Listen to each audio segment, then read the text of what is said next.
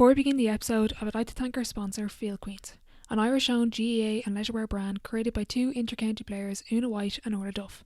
The girls have put aside their inter-county rivalries to create Ireland's first ever GAA glove specifically designed and tailored fit to the female hand. Field Queens are empowering future generations and offer a 15% team discount on gloves and are proud to be stocked in 10 stores nationwide.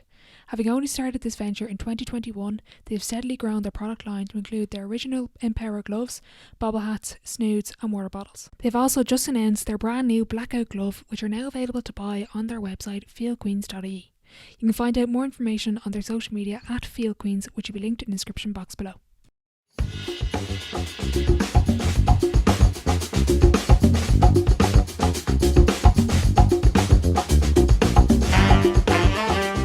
Welcome back to the Sideline Live podcast. You can follow us over on Twitter and Instagram at the Sideline Live. We'd love to hear from you. On episode 69, I am delighted to be joined by 5-time All-Ireland winner, 4-time All-Star and former Player of the Year Noelle Healy. In this episode we discuss academics and sport, sustaining excellence, imposter syndrome and so much more. I thoroughly enjoyed chatting with Noelle, so I hope you enjoyed the episode. Hi Noelle, thanks a million for joining me on the podcast. No problem at all. It's nice to see a familiar face. Exactly, yeah. You're a busy woman after retiring with work, but you're a new pundit with RTE. Yeah. I thought I was busy before. I was busy before. I was kind of wondering, I don't know where I'd fit all that stuff into all that times, but I suppose it's a vacuum of you'll find something to fill it. But I had my debut on the Sunday League game there on Sunday, and I wasn't trending on Twitter for any wrong reasons. I didn't get any abuse in my DM, so I seem to have been I'd count that a successful debut. Very good, very good. What's it like when you retire and look back on your career? Is it weird? Is it what's that like? Yeah, it's I suppose I was lucky enough. We had a successful enough time, I suppose. So it was nice in that way. I heard James O'Donoghue talking about his retirement and things like that when he came out, and they were asking him how did the week go, and he was saying it was really nice, like the things that different people say and the pictures and stuff that different people send to you, or the clips that you get tagged in and stuff, and that was really nice. Yeah, I suppose it's games that you kind of might have forgotten about, or things that you did that you might have forgotten about, or different pictures. So yeah, that's really nice. Like they're just really good memories and great memories to have. So yeah, no, it's been nice, we're really lucky, I suppose, which is kind of the main thing. If I was to go back and talk to 10-year-old Noelle and say, you're going to go on and achieve all these things, what would she say to me? I'd say she'd bite your hand off. It's like at that time, it was Mayo who were kind of the successful team. I remember watching, even when I was 13 or 12, I think Dublin got to the first All-Ireland final that they'd ever played in. So, at that stage, it really felt out of reach. And I suppose you look at these people and how well they're what they're doing and playing in Croke Park and stuff, and it just seems very much beyond your reach. So yeah, I don't think I would have really believed it. There was nobody really in my family that had ever achieved something like that. Which I suppose is great because there's no pressure on you, but I suppose it kind of just feels very far away. But yeah, even now, still 31-year-old Noelle is kind of still finding it hard to believe. Why Gaelic football? What drew you to the sport? I don't really know, to be honest. I played everything. I had my mother's heart broken when I was younger. My sister did athletics. She was a really good kind of middle distance runner. She would have represented Ireland at schools games and things like that a bit. So obviously I wanted to follow in her footsteps, but I wasn't really built for the long distance. So I was more into sprinting. I also used to get really nervous before long distance races. I just hated it. I get really anxious beforehand. Like a week beforehand, I would have been sick to the stomach, like begging my dad as we were driving to the train to the races, like, please don't make me do it. Please, I'll do anything. And he'd pretty much throw me. He'd barely let me do a warm up. He'd just throw my spikes at me and throw me to the start line. He'd be like, go on, you'll be fine. Off you go. Just hated it. And then I tried tennis and I quit that. Swimming, quit that. Irish dancing, I quit that. Did ballet for a while, quit that. Then I tried to be a musician and took up tin whistle and I quit that. And I used to play, so I was the only girl kind of my age around our little estate. It was me and kind of 4 other guys, and they were obviously mad into soccer, so I used to play soccer on the green. And actually I was watching the Irish women's soccer team play in the World Cup qualifying games recently, and I remember just thinking, Jesus, like if I had seen that when I was growing up, I there was no way I would have not played soccer, I'd say, because it was just kind of everywhere. It was more a bigger deal, it was all over the TV. Soccer, they were kind of, it was a bigger, and all, it was kind of what everybody was playing. So I think I probably would have fallen into that if there was a women's team to look up to when I was younger. But yeah, I kind of fell into Gaelic by accident. One of our friends' dads came out onto green to play with us one day and was like, would you not play Gaelic? And I was like, I don't know how to play that, what's that? And he taught us a few of the skills, and I really liked it. I just thought it was really fun. And then whoever was the PRO from Bridget's came in to our local school, which is also St. Bridget's, and was telling that there was a girls' club opening. So I went home and I asked my mum, would she bring me down? So I joined the under 14 or the under 12s team, or was it under 10s? The under 10s team, I think, at St. Bridget's at the time, which is kind of one of the first girls' teams that would have been setting up. So yeah, I was 9 starting Gaelic, which kind of at the time was young, but I suppose now is probably quite old for people picking up a sport. But yeah, and I kind of just never looked back. I loved it. I really liked it. It was kind of that, basketball and running throughout school, and then Gaelic was the one that stuck. Who was your role model growing up? Well, was there anyone that you really looked up to at that time? It's the same of everyone in my generation and age. It's all Sonia O'Sullivan. Again, like, it's that thing, if you can't see it, you can't be it. I suppose I was doing running at the time, and she was so successful on the kind of the main stage. She was our best athlete, and probably definitely our best sports person at the time. So yeah, I remember doing laps around the green and kind of imagine I was Sonia O'Sullivan and kind of running up and finishing on the finish line, crossing. But yeah, it definitely would have been Sonia. I suppose within the club then, we were kind of lucky. There was one or two of the girls that would have been playing with the Dublin team. So Elaine Kelly, growing up, I would have looked up to her. She was part of that Dublin team that went to the All-Ireland final. Louise Keegan as well. Louise moved away to Galway, I think, but I was lucky enough then to get to play with Elaine Kelly at club and at senior when I first came up. And Jesus, like, she had, if there's anybody that you'd say to kind of have an influence on your career, I'd say she was one of the main ones. She's just one of the most intelligent footballers that I ever played with. So that was brilliant. You spoke about the Can't See, Can't Be campaign, but you I think it was your Twitter post when you announced your retirement, you had hashtag Dare to Dream. Can you explain that one there? Yeah, I think I had put up a little picture of me at a under 10s blitz in a pair of black shorts with the a socks navy up. top. Yeah, the white socks up to the knees, but not quite reaching because they weren't proper socks. My silver boots, and the Mikasa gloves, and yeah, I think it was the summer that I left 6th class, and I thought it was like the bee's knees playing with Dublin, like at this under 10 blitz, and yeah, I suppose just like, a picture of me in the Dublin jersey that was like the sleeves were coming down halfway past my elbow. And yeah, I suppose I think the photo beside it was me lifting the Brendan Martin Cup. So I suppose, when you think of playing in a little under 10 blitz, getting your first chance to wear a Dublin jersey, and that was the first Dublin jersey that I ever put on as well, to, I suppose, being able to follow Sinead up the steps of the Hogan and lift an All-Ireland trophy, and even captain your county to an All-Ireland final as well. Yeah, I mean, Jesus, as you said, if you'd told her that she would have done that, I think she probably would have laughed at you. Yeah. You had a very successful underage career. Yourself, Niamh McAvoy, Sinead Goldrick, Hannah Tyrrell. That team went on and won All Ireland at under 14, 16 and minor before moving to the senior team. Can you describe those underage years and being part of that team and even that talent at that time? Did you realise how special that group was and how special the individuals were?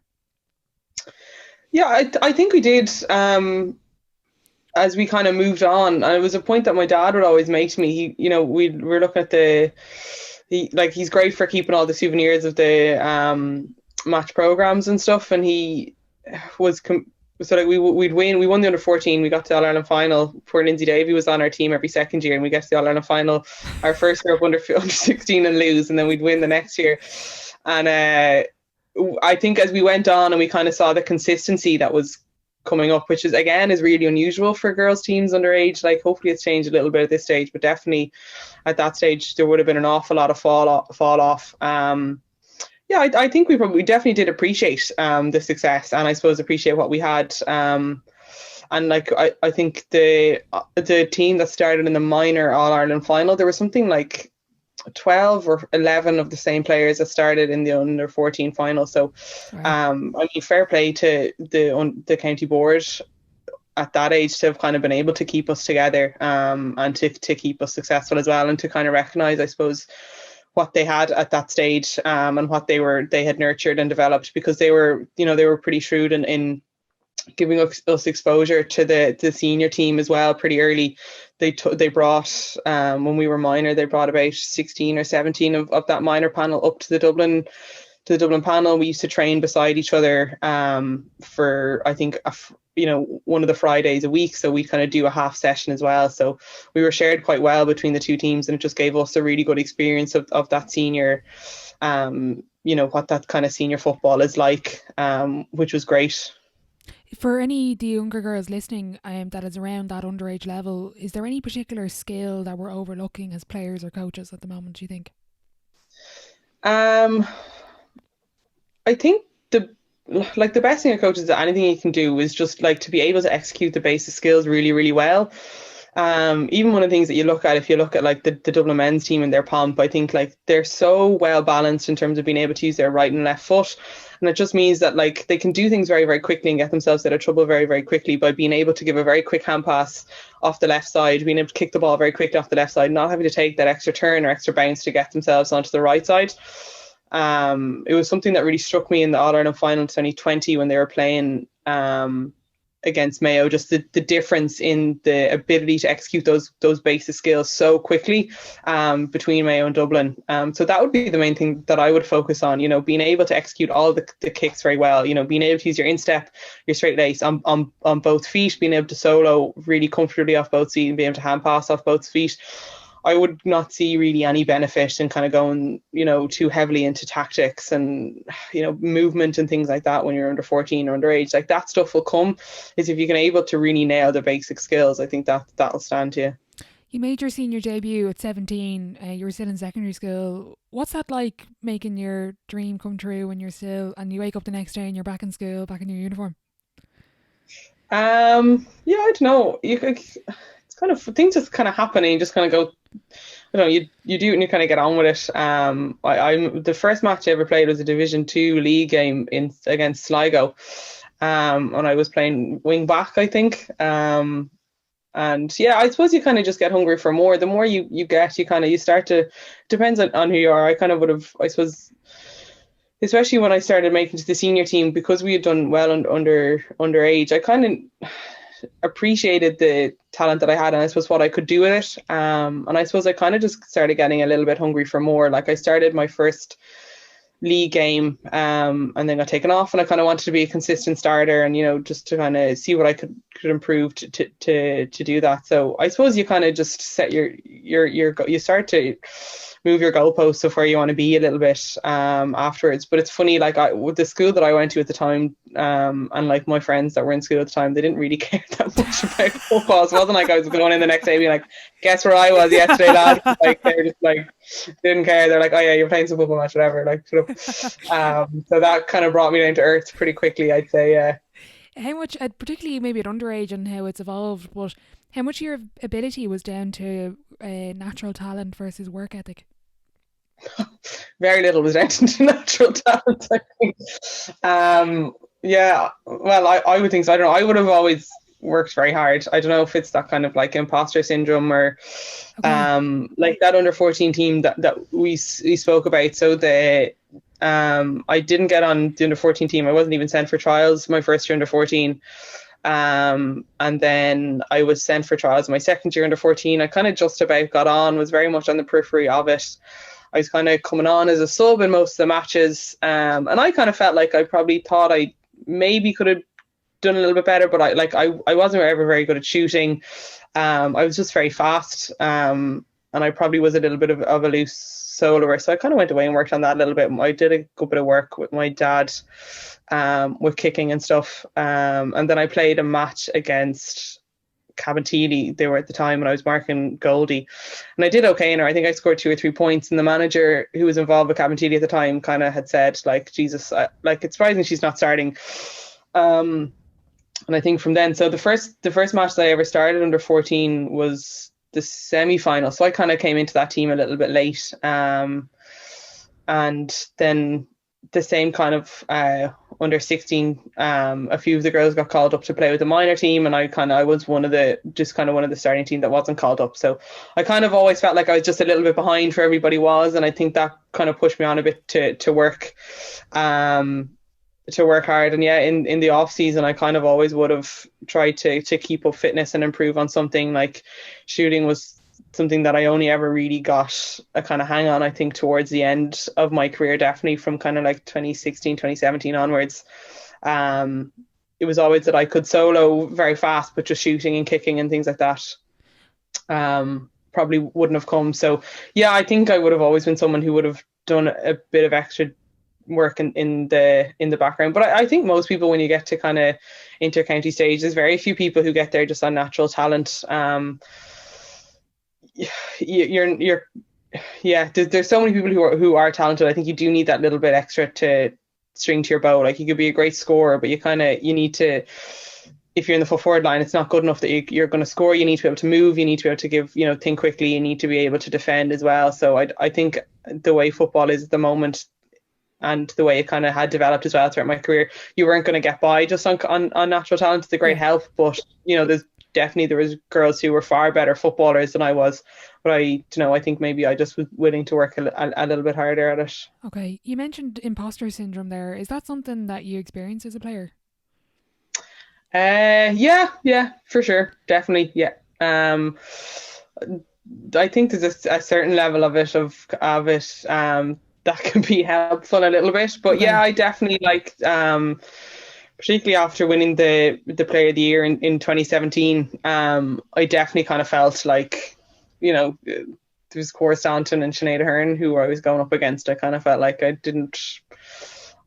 was kind of wasn't really sure why I'd won it, but I was obviously delighted to have won it. And personally, I was really happy with my year. But I suppose when you think about the careers that those who have the scores they racked up, the kind of the players that they are, I think, yeah, I did.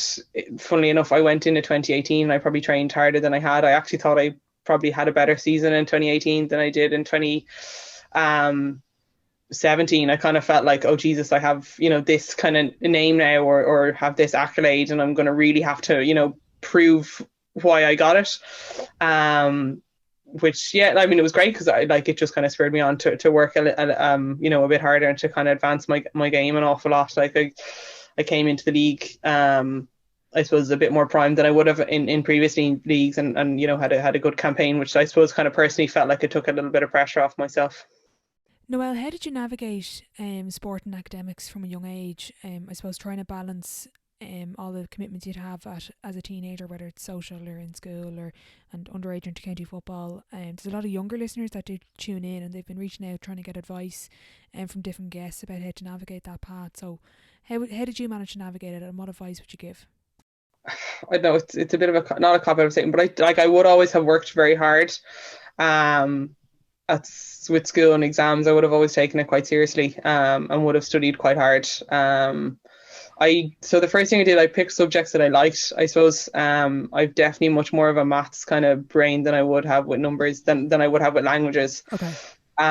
So I picked subjects that suited me. I picked accounting. I picked physics. I did maths, obviously. But then I did applied maths, and I dropped to pass Irish because I just knew I was never going to get well in that. My Irish teacher actually asked me, was I dyslexic one day, because my spelling was so bad in Irish. But yeah, so the Leaving Cert is a bit of a game from that point of view. You're only going to pick 6 subjects. So I kind of knew, English, I'm not going to drop to pass English, because I could probably do okay in English on a day. It just depends, but you're going to have to put an awful lot of work into it. But I could probably put less work and do okay in something like accounting. So I did that. I wanted to keep my options open in terms of what to do. So I picked 2 science subjects. So I did biology as well. So in that way, I kind of played the game a little bit. And my school, and I don't know, older brother and older sister who've been through it as well. So I suppose that kind of helps. They can give you that little bit of advice about it. So that was the first thing with it. It is hard. There's an awful lot of pressure on it. I kind of would have started, yeah, I suppose they're kind of things that were practical things. So, with getting with study, I probably would have been a bit like organized in terms of when you training and stuff like that. And then the nights you weren't, you train, like, I was always very, we got, like, I went to school in town, so it was, Okay. a little bit longer getting home, but I got the bus home with my mate. So at least then I had kind of an hour of just kind of messing and chatting or whatever. And then you got Yeah. home. I think I used to watch Home and Away for an hour while eating my dinner, and then I think that was 8:30. Then I was 7 o'clock, so I came home and I used to work from maybe 7 until 9:30, and that was your kind of 2 hours. You got your homework or your study done, Yeah. and then I had another hour where I don't know, I think it was whatever was on TV at the time. It's a bit different now because nobody really watches TV. It's on Netflix, so you can probably still anger it. But I was structured with it because I think it's easier. I think if you kind of have a certain period of time, if you're like, oh, I don't know, I suppose I'll sit down now, I've all evening, and you're like, you're on your computer for a bit and then you kind of do a bit. But I found that if you just set yourself 2 hours and you get your stuff done and you've something to look forward to afterwards, it was kind of easier. Whereas if you just left this big long open day, and I tried to do on the weekends as well, a few days off. So if you had a Saturday that you were studying, you're not kind of sitting down at 9 o'clock and being like, sweet Jesus, I have to sit here for however many hours. I used to just break it up into like 2 hour topics. So I'd do like an hour would be English, and then like the next hour then would be your French, and then I'd go and I'd get a coffee, and then I'd come back and it's another 2 hours, and then you've maths and biology, and then it's lunchtime. You take your hour and a half or hour for lunch, then you come back and it's another 2 hours, and then you take another break, and then it's another 2 hours, and all of a sudden it just becomes a little bit more easy to take, rather than like, I just used to hate that feeling of sitting down and being like, oh Jesus, I'm chained here for the day. So I think that used to help. And then like just not being too hard on yourself if you do miss out on something, like, if you do have a match or something, kind of not being too panicked about it, because just factoring that stuff in. So I suppose you do just need to be a little bit organized from that point of view. Now, I spent 6 years in college, so I have a bit of work. I have a bit of practice with studying for exams and things like that. But I think that's the best way to do it. Just try be a little bit organized. And like, if you kind of find yourself that you're sitting down at your desk and it feels like you're that thought of like, oh Jesus, I don't know what I'm going to do, I'm just going to have to sit here all day and I hate it, just like make a little plan into bite-sized pieces. And I think somebody said to me before, like, try to start with something that you don't like. So I would have started with English and tried to write some English essay and a poet, and then reward myself with like a maths question or like a nice profit and loss balance sheet or something. I'm a bit of a geek, so like, I liked maths at the time. I'm useless at it now, but like with a nice profit and loss table, and you can balance it nicely. Perfect. I mean, whatever you're into, Noelle, but it's interesting. It's interesting you said about playing a game, because I did an interview recently with Ciara Grant on the Irish soccer team. She's a qualified doctor as well, and she said it's a game. It's a game you have to play, and we were both saying we both did LCVP, because if anyone's listening, do LCVP. It's a great one. But it's all about a game, and like you were saying there, if you're sitting down for hours, like I remember around my mocks, I didn't go training, which was nearly the worst thing, because I sat at my desk and was like, I'm not going to do anything here, and was on my phone. Whereas if I had gone training, I would have got at least 2 hours done, instead of being worrying about how little I would have got done if I had gone training but then get nothing done. Do you know what I mean? Like, so I think we're realising how important it is to actually keep up your physical activity. And this is the same through college. You probably learned that when you were busier, that phrase, if you want something done, ask a busy person, that when you're in college and you've got double training and you've got exams or whatever, that it was nearly better for you to be busy and have a structured day. Yeah, and that's it. And it was mostly because you knew that your evenings were taken up by training, so you're like, right, I only have 2 hours to get this done, so you just sit down and get it done. So yeah, you were definitely a bit more where I was definitely a bit more focused, I suppose, about getting things. Yeah, absolutely. You were involved with the 2010 team when you were 19 years of age. What's it like winning a senior All-Ireland that early on, and being involved in that team and kind of seeing what it takes to reach the pinnacle? Yeah, it was brilliant. Obviously, there was a good few of us that were young on that team, and we just thought it was the best thing ever. Like, we didn't like, we were kind of like the hangers on. Like, I think I played 2 minutes of that final. I played a little bit more in the match before, but like, it is kind of funny. You're kind of like, oh, this is great what they've achieved, and we get to enjoy it all. But yeah, seeing the preparation that they put in for that year was phenomenal. Like everything was down to like a T. Okay. And it was great to kind of be involved in that professional setup. Like Martin Kennedy came in that year and he just absolutely transformed it. It was like, it just felt like he was so ahead of the game in terms of things like that. Like we'd go into the change room and everything was up in terms of like, from this time to this time we'll do this. And then he had these like perceived rate of exertions. So it was like graded between 0 to 10. So you kind of knew then the session and how it was going to be tapered and things like that, which is brilliant. Just in like, it was, you kind of knew you're going in, you're going out. There was nothing like, another 10 more runs or kind of, so everything was planned. It was brilliant from the mental side of it. Like that was the first time that we would done, I think in the Blue Sisters, people saw the game that we played before the All-Ireland final, the kind of dress rehearsal. And that was all Martin Kennedy. Like we first did that in 2010. So we thought he was mental. Like he'd one of the selectors pretending to be Mary McLeish at the time, shaking her hand, and we were all there skitting like, but it absolutely did help. And like he made us wear Bridges jerseys at the time because we were going to be playing Tyrone. So I was on the B team, obviously there in my British jersey, like, but the girls were just so focused, and you could see it in the performance they put in. Like they absolutely just blitzed Tyrone. Like, and Tyrone were a really strong team at that time, but the girls were just so primed to put in, the performance of their lives, which is great. Like, and it was from that point of view, it was a really great experience because we came on that team and we were so young, and for ages we were kind of the babies on the team, and we probably, came in thinking like, sure, all Irelands are easy, like, sure, we're winning one every second year, because we had been at that stage. And then all of a sudden, all the kind of older heads leave, and you're kind of have to start being the leaders on the team. And it's great to just have had that experience and to kind of been involved with people like Denise Masterson, Lindsay Peat, Mary Nevin, like Bernie Finley, to have learned from them and to have learned from that experience, and what the professionalism, not only what it takes but what it brings as well, in terms of that focus and that preparation. So that was great. It, really, really, really helped us. That's actually a question I had written down. What did you learn from those names that you just listed off there? Yeah, I suppose just what it took to be a kind of senior into county. I think when you're younger, you probably will get by on kind of your talent, and we had a lot of it. We had a really well balanced team. We'd brilliant defenders, brilliant forward players, really strong, hard running midfield, a brilliant goalie, we thought at the time in Tyrrell, but turns out we would have had another good forward as well. So yeah, like that, and that gets by kind of, that will get you by at underage, but at senior, I suppose just kind of saw the professional side of it. Like Denise Masterson, I remember her saying, her and Bangers, Maria Kavanagh, they're like, yeah, we went to the cinema there the other day. I brought half a pack of digestives and we split them between us, and we were like, sweet Jesus, is this what it's like being on the senior team? But like, I suppose it just kind of showed us the discipline that it did take, like, and I suppose even just that little bit of being conscious of like being out in the public eye and kind of how people perceive you from that point of view as well, and kind of how you portray the team, and the message that you put out about your team as well, like that you're not only representing yourself, but when you're away from the team, you're representing what the team stand for as well, and that kind of stuff was very important.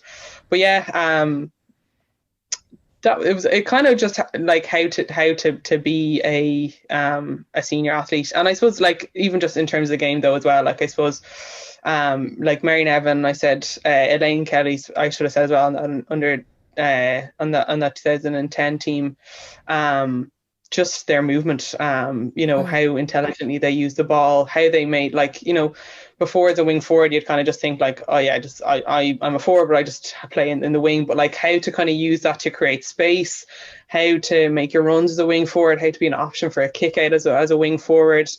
I probably would have overused the ball a little bit in terms of running with the ball and kind of running into blind alleys, or kind of, just running out of steam. Whereas Elaine really kind of helped me develop the kind of give and go aspect of it, and kind of to use the players around you and stuff like that. So yeah, that was, because I suppose you're coming up against, at senior, you're coming up against players who are, far better than you a lot of the time. So kind of being able to use your brain a little bit to work around that, and to use the players around you as well. In terms of that, in that era, like 2010, you won the All-Ireland. There's a big gap then to 2017. What's it like, as you said, becoming the older ones of that team, kind of going through those years, 2014, 15, 16? How difficult was that? Yeah, it was really hard. So we played 2010, won the All Ireland. A lot of the players retired after that. So Marina Evan, Bernie Finley, Ria Kavanagh, Louise Kidd. Like we were shorn of an awful lot of like talent, but an awful lot of leadership as well. And then we kind of, us young ones being like, we'll play, I'm good enough. But kind of like thinking like, yeah, you just play football, but kind of forgetting about everything around it, as you say. So we went out and we were in Division 2 because we'd got knocked out of Division 1 in 2010. So we won Division 2, at a bit of a canter, but actually we played Meath in the Division 2 final. So that was the second time that we'd played them that year. We played them in the league and then we played them in Division 2 final. And then we were due to play them in the first round of the championship, and they had just a really good management team. They probably had a bit of an older team as well, and they just completely out tactically just destroyed us that day, and they knocked us out of the Leinster Championship in 2011. So we had to go in through the back door. So we played Kildare, I think, and we beat them. We played Galway, and we were building really well. But we came up against Cork. We got drawn against Cork in the quarterfinal, and we were playing really well. We'd kind of come together. I think probably getting knocked out, was a bit of the Leinster Championship was a bit of a learning for us. And I suppose a good experience, and a kind of, I think it was probably a bit of a knock of reality for a lot of us as well. But yeah, we were 6 points up in Birr against Cork in 2011. Juliette Murphy had retired and came back, and they do as Cork did, and they came back and beat us, I think, by a point or 2 or 3 points that year, which was devastating.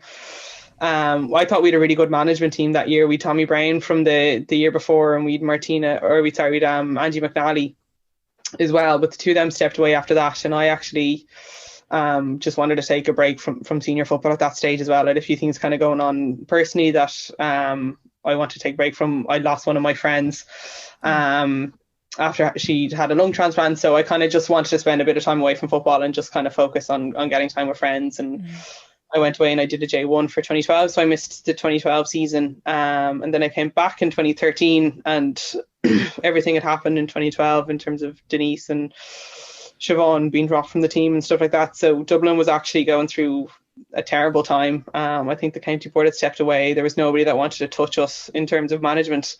And so Paul Galaney came in and managed us, and it was probably one of the best things that happened. So he was probably just the right man for the job. He's somebody that everybody just loves and have so much respect for as a manager. So he came in and he managed to sit down and talk to Denise and to Siobhan, to McGrath, and get them to come back onto the team.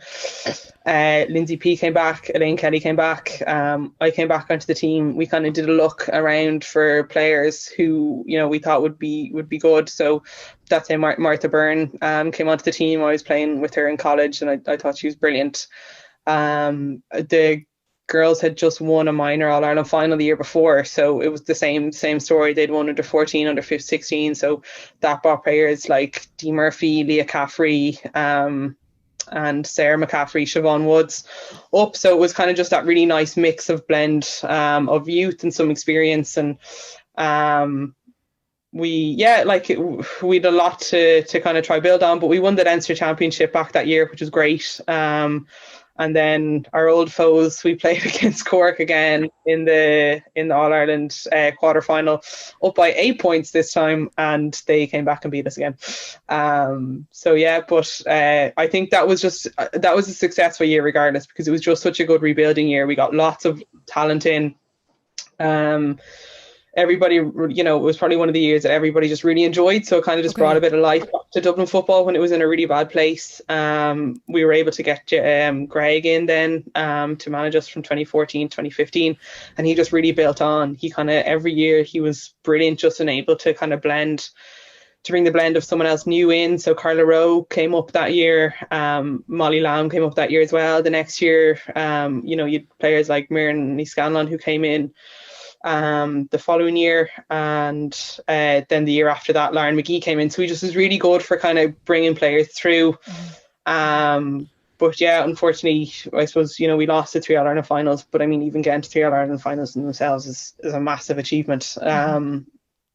But yeah, so he stepped away then in 2016, and Mick came in. And yeah, I suppose it's kind of funny. You can say, like, when you look at it like that, there's such a storied time in between it. As to reasons why Dublin, who I think you would have expected with the success they're having underage, I suppose probably didn't achieve what they did, but maybe things happen for a reason, and it was great to be able to kind of give time to get some of those younger players in, like Niamh Collins, Nicole Owens and stuff, to kind of give them a chance to come in, whereas it's hard to know what would have happened if you kind of just stormed on. Not that I think we would have really. I think there was probably too much of a gap between like all those girls who'd been there from 2004 to 2010 to us when we came up in 2008. So it probably needed that time to mature anyway, I think. Yeah, exactly. I think that people do forget that you sometimes at intercounty level there is a gap, there is a cycle. Something will end. You just have to wait for the next team. But do you find whether for yourself or as a team, are you more motivated by, say, that win in 2017, 2018, or I guess in quotes failure, say 2014, 2015, 2016? Definitely failure. We kind of used to say a loss like that. There was a lot of girls in the team that probably never knew what loss was like. Like for some reason, it always felt like we were losing at quarterfinals for an awful lot longer than we were. Like I only lost 2 quarterfinals, but they just really rankle with you. Like it's just like anytime I get over a quarterfinal, it's just, I feel such a sense of relief. Like I'm always so nervous for them. Yeah, definitely it does. I think the losses definitely spur you on more than the wins. I think you kind of struggle with the losses a lot more than you pat yourself on the back for the wins. In 2016, you were named captain. I know you lost that year, but what is it like to captain your county at the senior level? What's the responsibility like? What's it like to represent the girls? What are the kind of tasks that's involved in being a captain? Yeah, it's huge. It's obviously a brilliant honour, and something I was delighted to do. And even as vice captain under Sinead for those years as well was brilliant. It's really hard. You kind of have to try like mediate between what the management want and what the girls want, and try kind of get that understanding between the two. Like that's really challenging. That's kind of one of the hardest jobs to do as well, to kind of try get a feeler and to see how everybody's getting on. You need to kind of nearly try to have not eyes everywhere, but kind of just more ears everywhere, just to see like who's struggling, who needs what, like who needs, the arm around the shoulder and stuff like that. And then, yeah, even again, just like the kind of the stuff outside it, like I was lucky, but I suppose like because we didn't win, my job kind of ended at 2016. But like, for Sinead, there's a lot of responsibility on her then afterwards as well, and kind of, with interviews and things like that after you win. So like it's an awful lot of responsibility, but it was great. And I think it's what like a lot of teams have probably brought in is this concept of this leadership group rather than like a captain and a vice captain, which means it just spreads it around a lot. And I suppose what we would have done when we tried to develop this leadership group was to kind of have as many representations as possible. So not just pick like the three people who you think are the biggest leaders on the pitch, or like the best one known. Like we would have had an awful lot of people who would have been like just really good characters, or like, who would have represented every kind of facet of it. So who would have, known what it was like to be on, I suppose what we would have called like our Ballyhockley team. So that kind of second 15 team. Okay. And to kind of get the feel of what the vibe was in there. And then it just kind of meant like if we were playing our A versus B or our Dublin versus Ballyhockley team, you'd leaders on both sides. So it kind of just meant that the quality of those matches were better as well. Okay, that's really interesting. 2017, Mick comes in. I know the documentary was on that year. The couple of things I want to pull from that documentary, particularly the runs in the Phoenix Park up the hill. Just an example with that. What's it like going through a tough session in terms of like self-talk? How do you keep your discipline and your motivation and just keep going during those type of sessions? Oh God. So we did that on a Friday and a Sunday in the Phoenix Park. Apparently it's something that Ken loves to do with everyone. So it's the magazine Force, but some people call them the Munich Hills. They're where Eamon Coughlin would have gone to train for the Munich Olympics. So there's one big hill where there's a fort on the top, and then there's a few kind of different hills. So we did a few runs before we did those hills as well. I think we did a few 1Ks and longer runs as well. And yeah, it is hard. I suppose half of it, what I would see it as anyway, is half of it is fitness.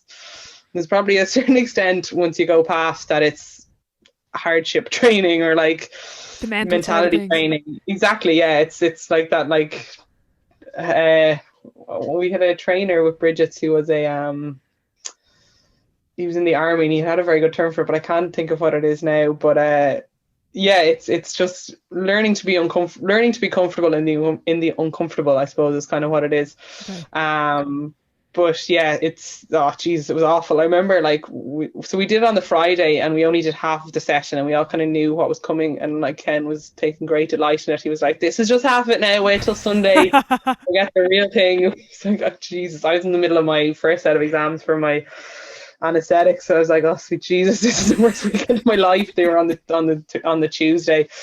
I had to deal with this on the Friday and the Sunday, and yeah, it's funny. The thought of it was almost worse. He was like, he told us exactly what we were going to do, and I remember just being like, "There is no way I am ever physically going to be able to get through this." I was like, I just won't. My body will just stop.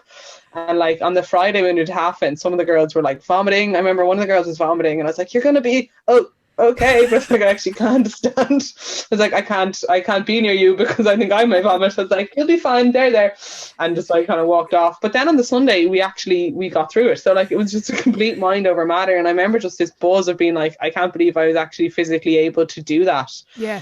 Um. So yeah, and like I think with tough sessions, to be honest, just in this like brain, you go over there for a while and I'm just going to just survive. I'm just going to exist during the session rather than actually put any mind into it. Because I'm one of those people, if when I'm on, I'm like, "Oh, sweet Jesus, I've got 7 more to do," and I'm kind of thinking of the end rather than like what I'm actually doing. Yeah. But yeah, like in some ways, I actually found myself in that off season of 2017. I went back and did them myself. Oh wow.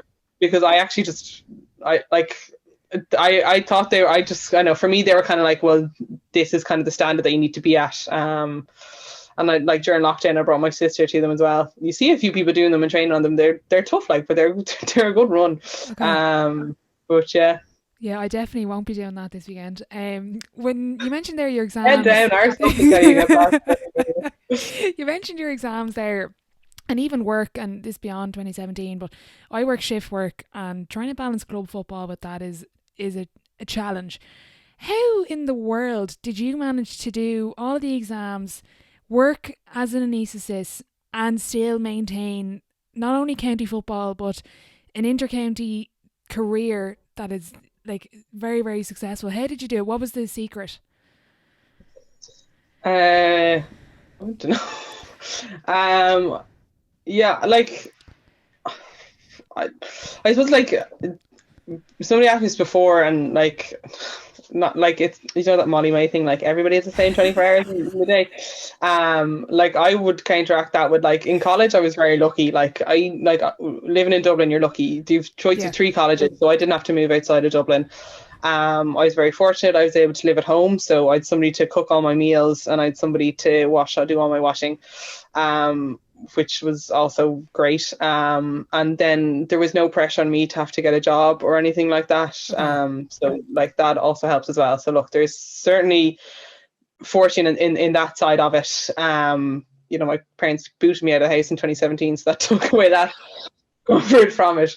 But yeah, so like with college work and stuff like that, I think that does help without a shadow of a doubt. And like that helped to establish me on the team and things like that, for sure. But yeah, I suppose like I picked anesthetics. Like I obviously really like the job. I think it's really interesting. You get a nice exposure to the surgical side of things. You get a really nice exposure to the medicine. I just think it's a nice practical job, and I really like the interaction that I have with patients on a day-to-day basis. So I really do enjoy my job, which also helps. Anesthetics is a very structured job, so we do a lot of call. Okay. But you can plan that call. So there would have been cases, yeah, when I was working kind of 1 in 3 weekends, every second weekend, you look at your, like, there's somebody who'd organise our rota, and we're looking that way as well as it's another anaesthetist trainee within our department who organises our rota. So I would have just messaged them at the start of every term and been like, look, these are the weekends that I have my matches. Can I just not be on call these weekends? Okay. So then, yeah, there was times where like the week before the All-Ireland final in 2018, I had done a I'd work the weekend before that, 24-hour shifts, things like that. But it just like you just get on with it, like, and you just are organised with it. Mick was really unbelievably understanding. We a lot of girls who work shift work. So like Lindsay Davey, obviously with the fire brigade.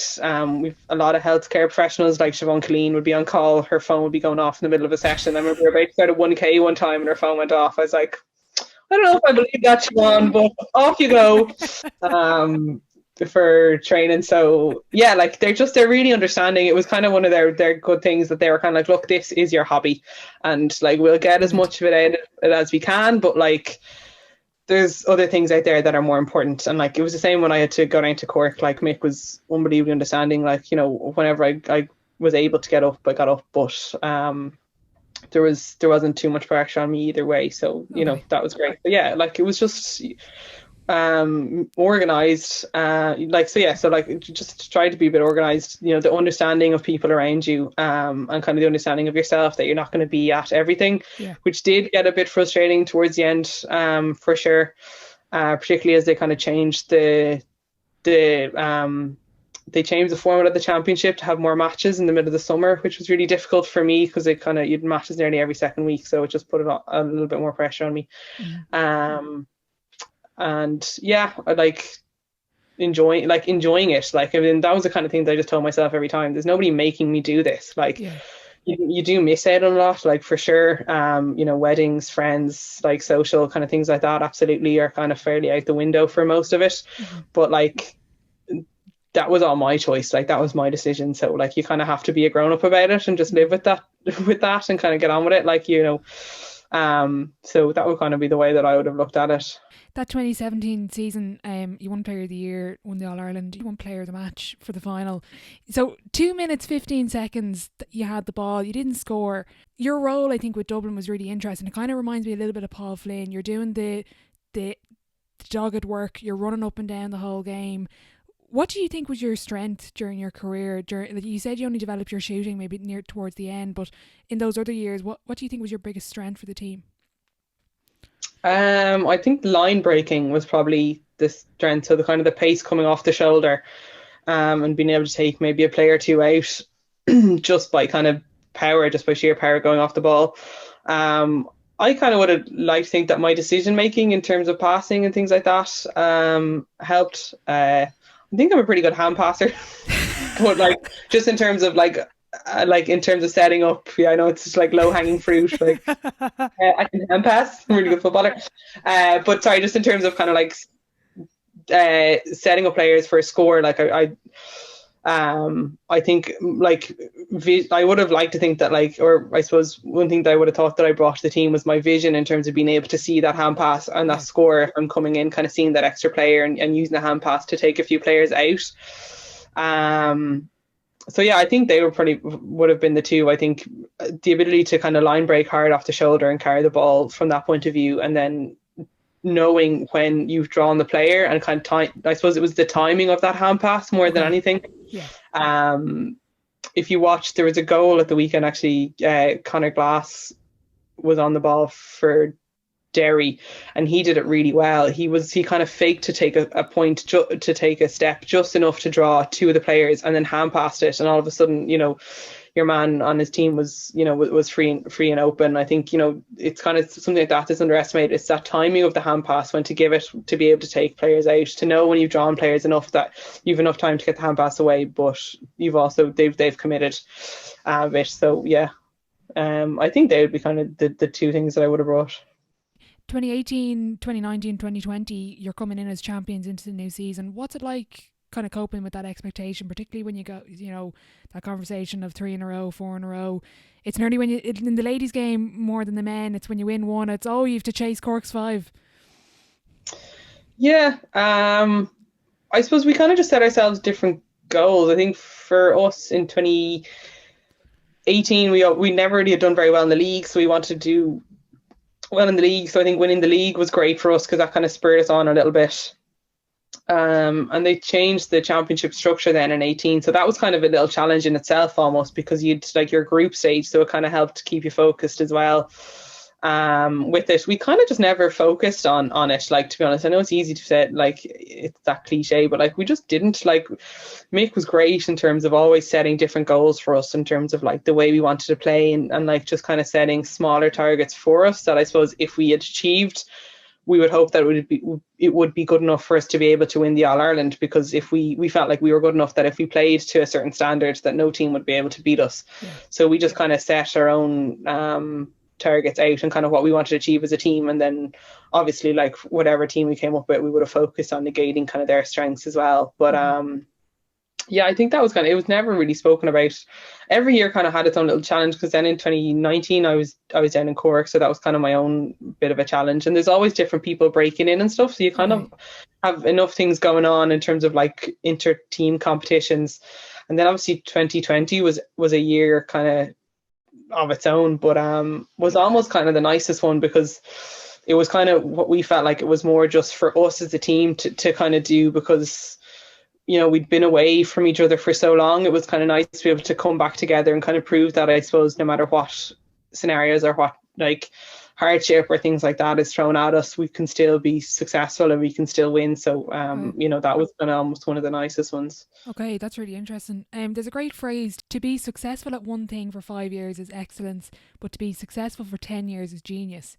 You represented Dublin for 17 years. How did you sustain that? And what advice would you give to somebody who wants to have, that longevity and that, sustaining such a long career at such a high level? Just enjoy it, I think, is kind of the first thing. Like, don't do it just because you feel you have to do it, because then who are you doing it for? Like, that would be my main piece of advice. And then just try to stay hungry. Like, don't rest on anything. Like, just because you achieve one thing, don't think that's it. So never think you're the finished product. There's always something that you can adapt and improve on, I would think. And then thirdly is kind of always listen to your coaches and see what you can learn from them, and see what you can learn from other people as well. Like, I loved when kind of different coaches or different people came in, because they'd always see different things in you. Like, Mick, when he came in, tried me as a kind of a half back or a kind of an impact sweeper, ball breaker, I suppose, kind of more of a Jack McCaffrey role. Okay. And I think that kind of helped me develop that line breaking, and kind of really helped me, I think, appreciate like defending as well. So that was great, like, to kind of come in and develop that part of your game, I suppose, when you felt like you were an established player, to kind of have that challenge shown at you was brilliant. Okay. So yeah, that would kind of be my main three advices. What was the best piece of coaching advice you ever received from any of the coaches you've had at any level? Don't kick the ball. No.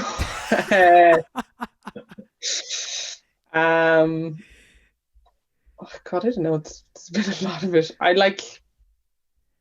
think give and go is probably the best thing that Elaine had like, it was kind of thing that she had taught me. So one that's kind of come into my head at the moment. There's certainly been plenty of them, and plenty of them contradicting each other.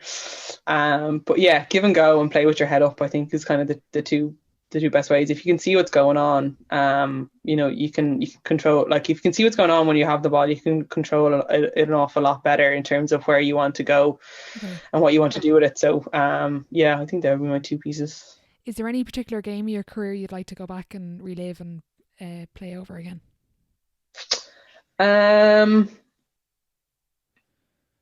Yeah, like, I suppose I suppose one of the finals would probably be nice. I always think my favorite game that I played in, just for the sheer drama of it, was the 2016 All Ireland semi-final against Mayo.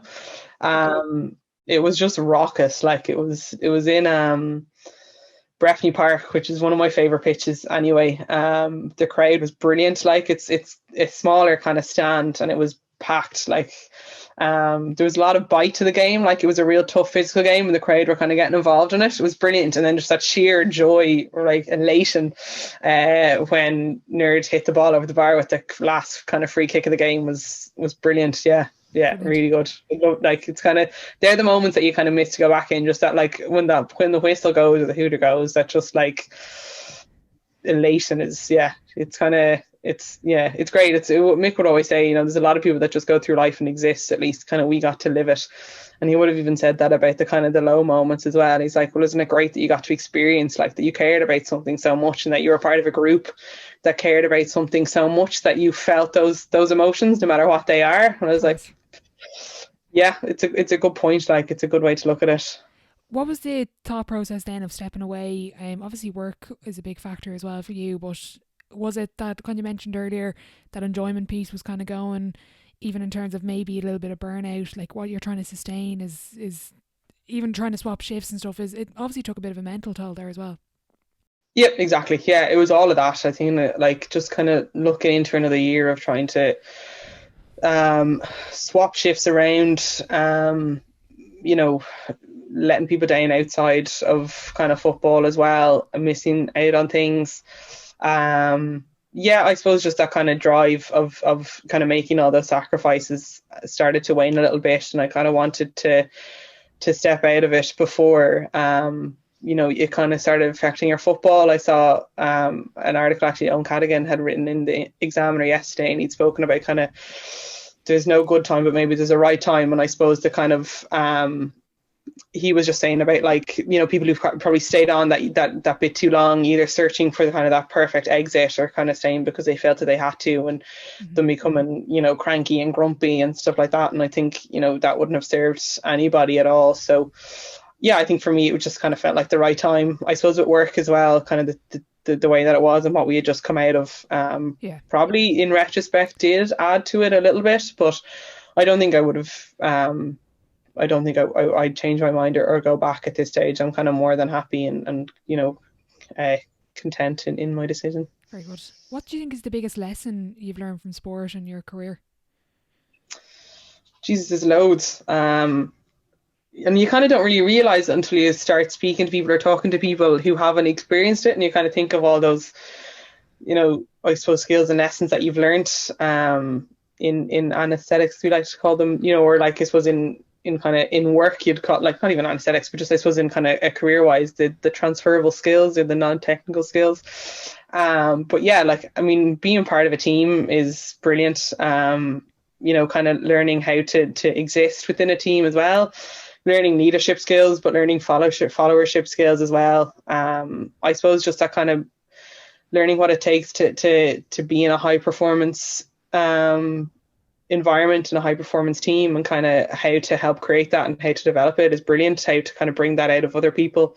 And to be honest, kind of one of the main things which I think has been brilliant with sport, which I think is kind of the reason why everybody should do it, is that just dealing with failure and kind of dealing with learning how to do something new and failing at it and trying it again and getting a little bit better at it and failing again and then getting a little bit better at it. I think a lot of us kind of fall into our comfort zones of kind of, well, this is what I can do and I don't want to try anything new because I don't want to fail and I don't, that would be embarrassing. And you kind of, it's something that, like, I kind of, even find myself in work a little bit about, like, just being brave enough of kind of pushing yourself and pushing yourselves outside your comfort zone and kind of trying new things. Like, I suppose at this stage as a trainee, I'd be a bit experienced. It's kind of like, you're well able to do the job, but I suppose taking on a few different extra things to kind of push yourself out of that comfort zone is, something that you need to do to kind of push yourself on. And you would have done it you would have almost been made to do it or done it kind of without a second thought in a sport environment, but just kind of bring that into the work environment as well. Very good. You've 5 All-Ireland medals, 10 Leinster Championships, Player of the Year, 4 All-Stars, countless medals underage. What is your definition of success? I suppose I think achieving a goal. I think a lot of the times people focus on kind of what you've won or what they kind of, they list all these things kind of after your name, but I suppose if you've set yourself a goal and you've achieved it, I mean, sure, then you've succeeded. Like, I mean, I would have said, in 2015, getting back to an All-Ireland final would be a success. Getting back to it again in 2016 would be a success. So yeah, I don't think it's the titles and the winning of things. I think it's kind of, if you've set a goal and you've achieved it, no matter what, then I would think that's probably a success. I think it's a very individual kind of thing. Very good. We're going to move on to the sideline 7. It's the same 7 questions at the end of every episode. I've given you a heads up on these, so I'm expecting some pretty spectacular answers. Question 1, what is your favourite quote? I only can have one, can I? Well, no, we'll give you a few. Okay. I'll stick with one. It's my fellow county man, Jim Gavin. So it's, we don't rise to the level of our expectations, we fall to the level of our preparation. Very good. Did Mick and the guys, or even any manager, use many quotes with you at all? Was that something that they did? Yeah, they would have loads. A lot from Phil Knight, which was my other one, which is a team becomes great when the individual members sacrifice the me for the we, which I think is another good one. Yeah, Phil Jackson. What's the best sporting event you've been to, and you can pick one as a fan and one as a player? Do you know what's terrible? I actually haven't been to that many sporting events. I think the All-Ireland men's final is probably one of the best ones that I've been to. I haven't been fortunate enough to be to one of the hurling ones. But yeah, I think that's probably just the colour, the noise, the excitement. I think you can't beat that. But yeah, I must try to get to more sporting events. When you stop playing, I suppose you can kind of free it up a little bit. Now the crowds go back. I must try to get to some. And then as a player, was probably with the either 2017 or the 2018 final. I think just the pure numbers at it was phenomenal. Just seeing the full stand of the Cusack Open was brilliant. And actually, in fairness, the crowd at the 2021 final was brilliant as well, with the Hill Open. Yeah. Now, unfortunately, it seemed like it was more full of Meath people than Dublin people. Hopefully, we can try turn that. Definitely. I was told to ask about your golf career. Oh Jesus! Do you know what? If you were going to ask me about something, I was like, I took up golf, and that is a lesson in humility in itself. Like, I'm just not good. Pushing your boundaries and learning to deal with failure. Golf is that sport. But yeah, no, it's great. I'm really enjoying it.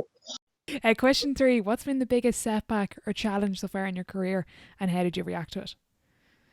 I suppose losing the 3 All-Ireland finals I think 2016 was a really low point for our team. Manager stepped away, a lot of players contemplating stepping away, and I think we kind of really questioned ourselves as to whether we were good enough to actually win it.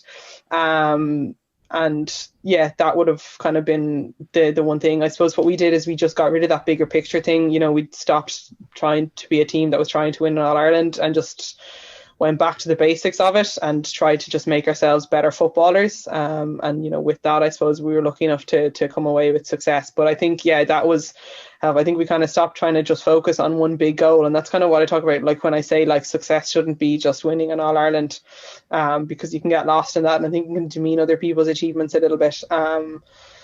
So yeah, we just focused on kind of trying to be the better footballers and the best team, and kind of playing the best brand of football that we could play ourselves. And if we won an All Ireland, then great, out of it. And thankfully we did, I suppose. But yeah, that was without doubt, that was probably the lowest point of my career anyway. Question 4, what's been the biggest achievement on or off the pitch? I suppose on the pitch, winning. I think winning like the 4th All Ireland. I think winning the All Ireland in 2020 for me was brilliant. Having just kind of consolidated 4 in a row, obviously putting a string of them together is brilliant. And I think just in the manner that we did it was excellent. I was really proud of the girls and kind of the way they carried themselves throughout lockdown, and the way they came back and the attitudes they came back with was phenomenal. And to kind of be able to win, to kind of consolidate, that was brilliant. So yeah, without a doubt, that would be it. What was it like staying on in a different role now for 2021 and being the team doctor? Was it hard to kind of be there at some stages, particularly maybe at the beginning, or what was it like being back in the team? Well, back in the group. Yeah, it was challenging because I suppose you're kind of on the other side of it now. So you're on the management side, so you don't want to. You kind of want to respect the bond that they have as players and their kind of circle as players as well. So that was kind of hard because, you know, you chat to them as friends, and it's very difficult when you've been there for so long to not kind of slot in. And, you know, when they were having their team talks and stuff, you kind of almost have to bite your tongue a little bit. But that was fine. Yeah, I really enjoyed it, to be honest. It kind of opened your eyes a little bit to what it's like to be in the sideline and coaching and stuff like that. And I suppose, you know, I was doing the kind of more fear in a row. So it was really nice when you kind of came on and gave that little piece of advice, especially for somebody like, if it was like Cuivar, who was playing in a role that you kind of felt like you knew well, and you saw them do something that you'd kind of said, and it come off for them. You know, that was nice. I suppose, yeah, it kind of opened a little bit to me as like, oh, maybe I wouldn't mind doing a little bit of coaching or something like that. So yeah, no, I really liked it. Like, Jesus, the time commitment is phenomenal with it, like for to do it full time even, which I wasn't doing at all whatsoever. Okay. But yeah, no, it was it was great just to kind of see it from the other side, I suppose. Okay, interesting. Looking back, what advice would you give your 18-year-old self? So I find this one hard to think of. I think just have a little bit of self-belief in yourself, like believe in your own ability, but stay open-minded to the opinions of others, in terms of never ever think that you're the finished product. Always be willing to learn and adapt. I think that would kind of be the best advice I would give, especially at that stage, because you'd come out of minor having been so successful. You know, never think that you're the finished product. You can always adapt and you can always improve. Brilliant. Who would be your dream dinner guest and why? And you can open up the table to a few people if you want. Jesus. I think Phil Jackson would be one of them. To be honest, I love him. I just love all his quotes. I love his philosophy. He's a great book, actually, 11 Rings. It's really good. I haven't read the 11. I've read the Sacred Hoops one. Okay. And yeah, I just love his coaching philosophy. I think it's brilliant. I don't think I'd open it to anyone else. I think I'd just that. I couldn't get the invite. No. Yeah, you can do it.